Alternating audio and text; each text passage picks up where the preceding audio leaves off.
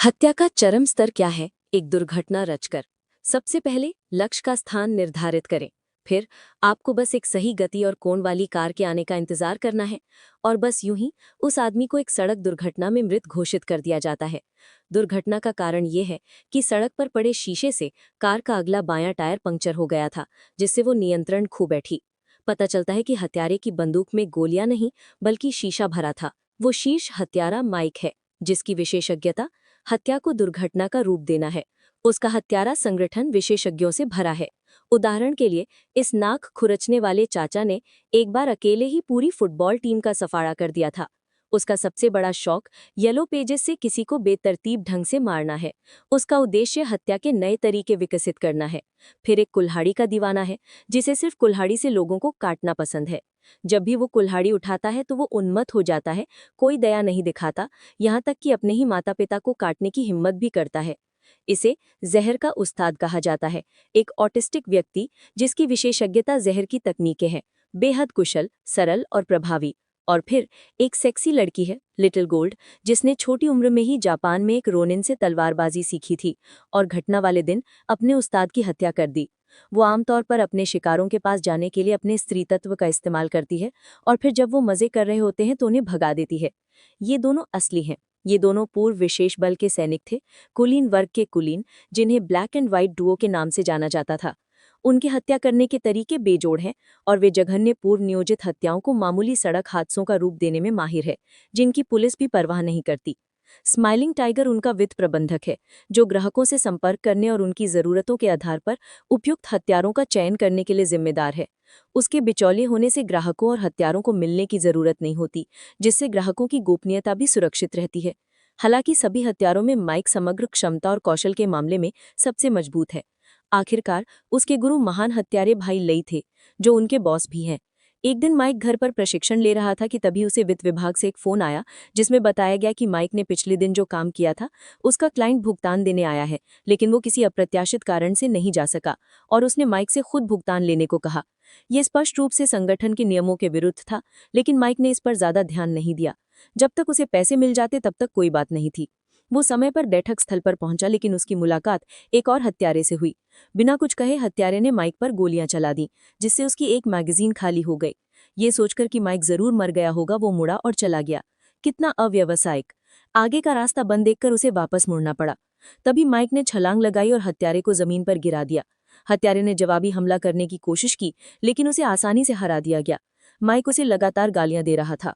मुझे सरप्राइज देने के लिए एक कम धूप वाली मोटरसाइकिल पर हर तरफ नजदीकी हथियार से गोलियां चलाकर, सिर्फ सही दिशा में। तूने कुछ नहीं खाया, कुछ जानना नहीं चाहता। उसे पैसे नहीं मिले थे और वो लगभग मर ही गया था। उसने वित्त विभाग को फोन किया, जिन्होंने कहा कि यह सिर्फ एक दुर्घटना थी और वो जांच करेंगे। माइक गुस्से में था लेकिन लाचार। वो बस इस घटना को सड़क दुर्घटना का रूप देकर घर जा सकता था, लेकिन दुर्भाग्य फिर से आ गया। आधी रात को उसे अपनी पूर्व प्रेमिका की सबसे अच्छी दोस्त लिली से एक विनाशकारी खबर मिली, जिसमें बताया गया कि उसकी पूर्व प्रेमिका की हत्या कर दी गई है। अंतिम संस्कार में लिली ने माइक को यह भी बताया कि उसकी पूर्व प्रेमिका की मृत्यु के समय वो गर्भवती थी और बच्चा माइक का था। ये बात माइक को चुभ गई और उसने हत्यारे को ढूंढने का संकल्प लिया, लेकिन जल्द ही उसने समाचारों में देखा कि हत्यारा पकड़ा गया है। ये एक आकस्मिक हत्या थी जो दो नशेड़ियों ने घर में घुसकर की थी और दोनों की मौत नशीली दवाओं के ओवरडोज से हुई थी। ये बहुत बड़ा संयोग था। माइक दुर्घटनाओं में विश्वास नहीं करता था। वो जानता था कि उसकी पूर्व प्रेमिका एक पर्यावरणविद थी, जिसने कई विरोध प्रदर्शन आयोजित किए थे और कई रसायन संयंत्रों के हितों को नुकसान पहुंचाया था। इसीलिए ये मौत बिल्कुल भी साधारण नहीं थी। अपनी पूर्व प्रेमिका की हत्या के बाद माइक घटनास्थल पर गया और सबूतों के आधार पर उसने अपने मन में उस दृश्य को पुनर्रचित किया। दो बदमाश अपार्टमेंट में घुसे, अंदर कोई नहीं मिला और आराम से सिगरेट पीने लगे। आधे रास्ते में माइक की पूर्व प्रेमिका वापस आ गई और उन्होंने न केवल उसे लूटा बल्कि उसका यौन उत्पीड़न भी किया। आखिरकार किसी भी आशंका से बचने के लिए उन्होंने उसे मार दिया। अगले दिन दोनों पुरुष अत्यधिक धूम्रपान से मर गए। पुलिस के लिए एक घर में घुसकर डकैती के परिणाम स्वरूप एक सामान्य आकस्मिक हत्या थी। कुछ भी असामान्य नहीं था, लेकिन एक अनुभवी हत्यारे के रूप में माइक को लगा कि कुछ गड़बड़ है। इसलिए उसने पोस्टमार्टम रिपोर्ट की फिर से समीक्षा की और निश्चित रूप से कुछ गड़बड़ पाया। उसकी पूर्व प्रेमिका के खून में फ्लोइंटोलिन नामक एक पदार्थ पाया गया, जो संभवतः न्यूमोफोबिया के इलाज के लिए इस्तेमाल किया जाता है। लेकिन माइक के अनुसार उसकी प्रेमिका को कभी उड़ान से डर नहीं लगा था और इसके अलावा वो जानती थी कि वो गर्भवती है। वो अंधाधुंध दवा क्यों ले रही थी? ये किसी प्रोफेशनल हत्यारे का काम होगा, क्योंकि फ्लोइन टोलिन को ट्रूथ सीरम भी कहा जाता है। हत्यारे ने अपनी प्रेमिका को चाकू मारने से पहले उसे किसी बात पर पूछताछ की होगी, फिर दोनों बलि के बकरों के बाल और दूसरे सबूत घटनास्थल पर छोड़ दिए होंगे। जरा रुके, ये तरीका कितना जाना पहचाना है। क्या यही चाल उसके साथी ब्लैक एंड व्हाइट डुओ हमेशा नहीं अपनाते? माइक ने तुरंत उन दोनों आदमियों को ढूंढ निकाला, दस्तावेज जमीन पर फेंक दिए और वे तुरंत समझ गए कि क्या हो रहा है। उन्होंने आसानी से हत्याएं कबूल कर लीं।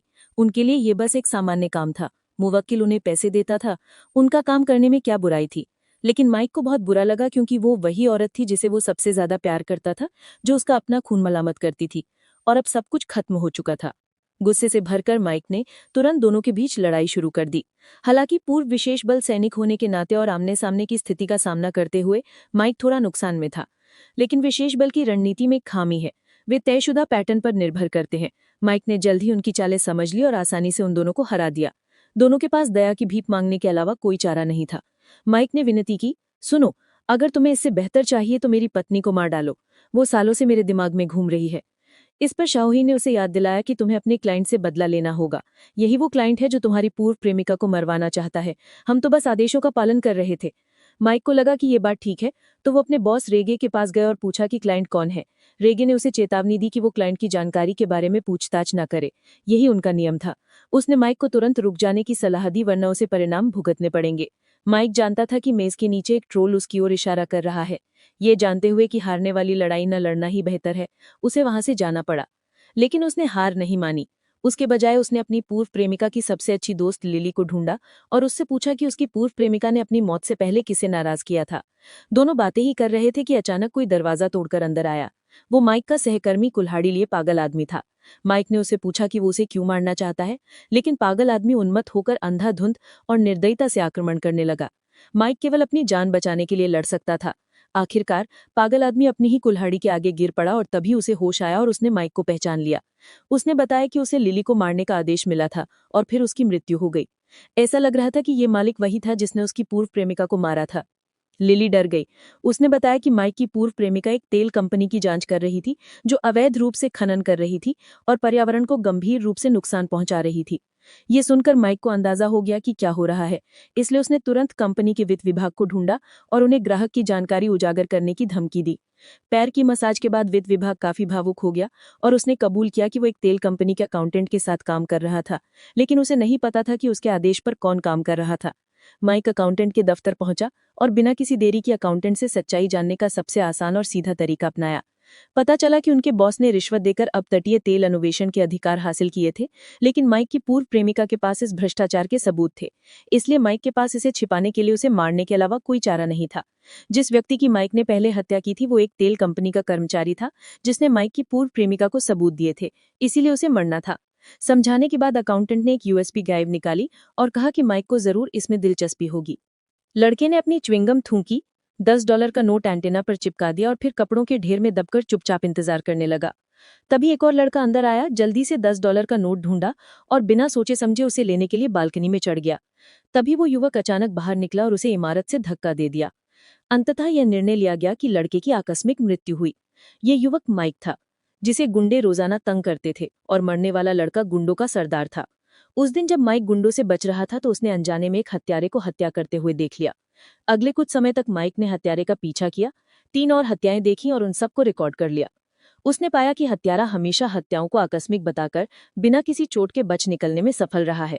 माइक को इस तकनीक में विशेष दिलचस्पी थी, इसलिए उसने हिम्मत जुटाई और हत्यारे के दरवाजे पर दस्तक दी और वीडियो का इस्तेमाल करके उसे अपना प्रशिक्षु बनाने के लिए मजबूर किया। जी हाँ, ये हत्यारा माइक का वर्तमान बॉस रे था।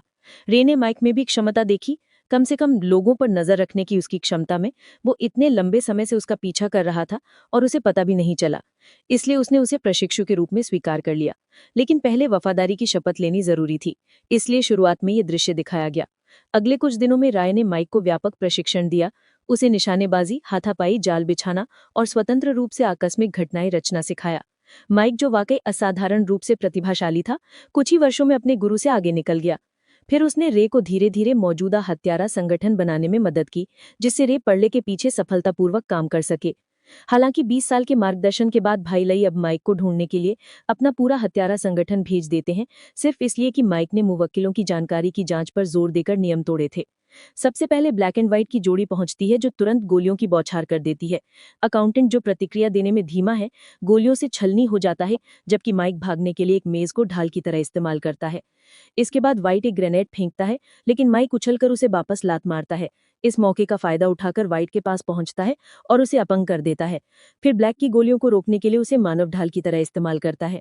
अपने भाई को मरा हुआ देखकर ब्लैक आग बबूला हो जाता है, अपनी सारी गोलियां दाग देता है और हाथापाई में लग जाता है, लेकिन माइक की चालाकियों से पूरी तरह मारा जाता है। लेकिन कमरे से बाहर निकलते ही माइक पर फिर से जहर मास्टर का हमला हो जाता है। खुशकिस्मती से माइक तुरंत अपनी सांस रोक लेता है, जहर मास्टर के गले में जहरीली सुई घोंक देता है और फिर उसे घूमती हुई लात मारकर सीढ़ियों से नीचे गिरा देता है। नीचे उसकी मुलाकात फैटी से होती है। वो अवाक है। तुम यहाँ क्या कर रहे हो? तुम मुझे वैसे भी नहीं हरा सकते। फैटी दुखी लग रहा था। उसके पास कार्यभार स्वीकार करने के अलावा कोई विकल्प नहीं था।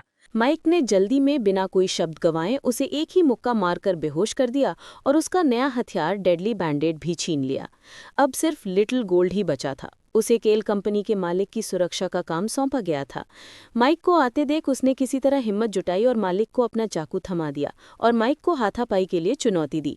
हालांकि वो जल्द ही गलत साबित हुआ। कुछ ही राउंड के बाद माइक ने उसे लात मारकर भगा दिया। लिटिल गोल्ड ने नाटक करना बंद कर दिया। उसके मार्शल आर्ट कौशल में कमी थी और उसे अभी भी चाकू का इस्तेमाल करना था। पहले राउंड में ही पैर फिसलने के बाद चाकू के साथ भी वो बेकार था। माइक ने उसे निहत्था कर दिया और एक ही वार में उसे खत्म कर दिया। अंत में केवल तेल कंपनी का मालिक ही बचा। वो मेज के नीचे से रिंग कर बाहर आया। माइक के साथ एक सौदा करना चाहता था। अगर वो उसे नहीं मारता तो वो उसे $1 अरब देगा, लेकिन माइक अविचलित था और एक ही वार में बदला पूरा हो गया। फिर वो अपने संगठन में लौट आया। भाई लेई ने उसे अकेला लौटते देखा तो उसे पता चल गया कि सब खत्म हो गया है। उसके सबसे अनमोल शिष्य ने उसके सभी हथियारों का सफाया कर दिया था। जैसे ही वो फटने ही वाला था, माइक ने शांति से एक रिकॉर्डिंग निकाली। ये रिकॉर्डिंग उसे तेल कंपनी के अकाउंटेंट ने दी थी, जिसमें वित्त विभाग और एक ग्राहक के बीच बातचीत थी। पता चला कि वित्त विभाग ही हर चीज के पीछे था, जिसमें माइक को मारने के लिए एक हत्यारे को काम पर रखने का विचार भी शामिल था। सच्चाई जानने के बाद रेगो ने वित्त विभाग की जमकर धुनाई की, जबकि माइक ने जल्दी और समझदारी से उसे एक जानलेवा पट्टी बांधी। कुछ ही देर बाद वित्त विभाग की मौके पर ही मौत हो गई। इस समय भी रेगो ने माइक की ओर बंदूक तान दी। खैर, ये संगठन उसके जीवन का काम था, जिसे माइक ने पूरी तरह से बर्बाद कर दिया था। लेकिन बहुत देर तक कोसने के बाद वो आखिरकार उसे मारने के लिए खुद को तैयार नहीं कर सका। आखिरकार माइक उसके अपने बेटे जैसा था। अंत में उसने माइक को घर से निकाल दिया और उसे भविष्य में सावधान रहने की याद दिलाई। इसके बाद माइक अपने प्यारी मोटरसाइकिल पर सवार होकर दूर चला गया और एक बिल्कुल नई जिंदगी की शुरुआत की।